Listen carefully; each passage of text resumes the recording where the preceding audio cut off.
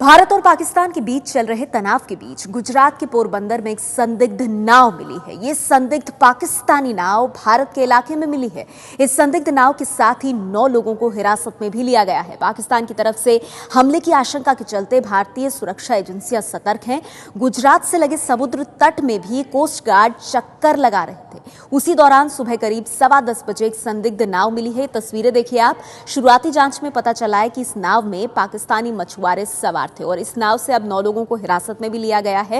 ये गुजरात के समंदर में पाकिस्तानी नाव का इस तरह से दिखाई देना सवाल खड़े करता है। 9 लोगों को हिरासत में लिया गया है। जब से भारत की तरफ से पाकिस्तान के आतंकी ठिकानों पर सर्जिकल स्ट्राइक हुई है, उसके बाद से ही भारत और पाकिस्तान के बीच तनाव बढ़ा है और ऐसे में भारत में सभी सुरक्षा एजेंसियां और सुरक्षा बल हाई अलर्ट पर हैं। नाव के साथ 9 लोग हिरासत में लिए गए हैं।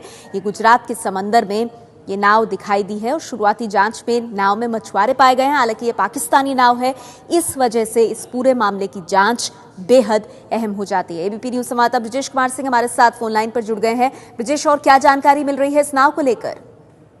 देखिए, इंडियन कोस्ट गार्ड ने जो लगातार अपनी चौकसी बढ़ा रखी है, खासतौर पे जब से भारत की तरफ से सर्जिकल स्ट्राइक किया गया आतंकियों को मारने के लिए, उसके बाद से पाकिस्तान की तरफ से किसी भी किस्म की बदमाशी ना हो, किसी भी तरीके से कोई घुसपैठ की कोशिश ना हो, इसलिए जो इंडियन मरीन बॉर्डर लाइन है, जो इंटरनेशनल मरीन बॉर्डर लाइन है, उस पर कोस्ट गार्ड की तरफ से काफी चौकसी बरती जा रही है।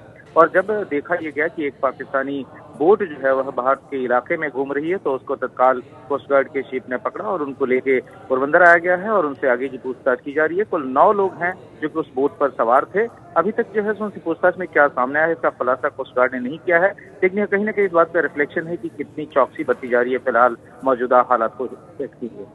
बहुत बहुत शुक्रिया ब्रिजेश आपका इस जानकारी के लिए। तो किसी भी तरह की कोई कमी नहीं छोड़ी जा रही है। ये पाकिस्तानी नाव जिस तरह से गुजरात के समंदर में दिखाई दी है, इस संदिग्ध नाव को पकड़ा गया है और 9 लोगों को हिरासत में भी लिया गया है।